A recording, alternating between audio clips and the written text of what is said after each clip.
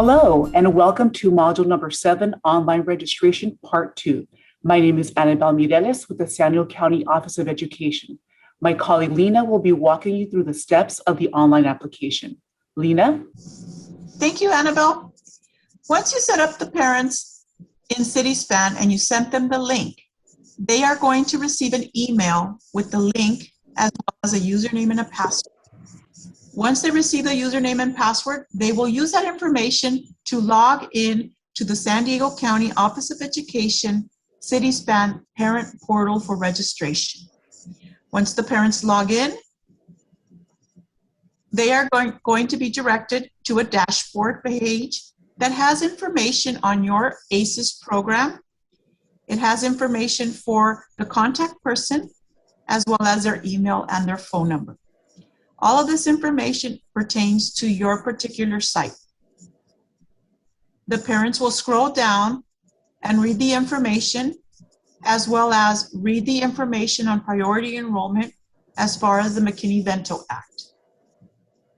Then there's two parts to complete: the parent information and the youth information. The parents will begin by filling out the parent information. The following is the application that the parents will fill out pertaining to all of their personal information. After they complete their information, they will fill out the information for the contact information. After that, if there's another parent in the household that they wish to add to their enrollment form, they can do that by filling it out on this part. Once they complete the information for their household, they will hit submit. Then they will come to the youth application. Here is the name of the student, and the parents will begin to fill out the application for their child.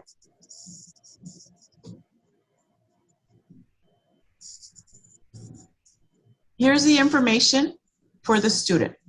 The parents will complete all of the information below pertaining to each student. They will have to fill out an application for each one of the students. Once they complete this information, they will hit save and continue, and they will move on to the consent forms. The parents will have to read and sign the consent forms that are embedded in the application.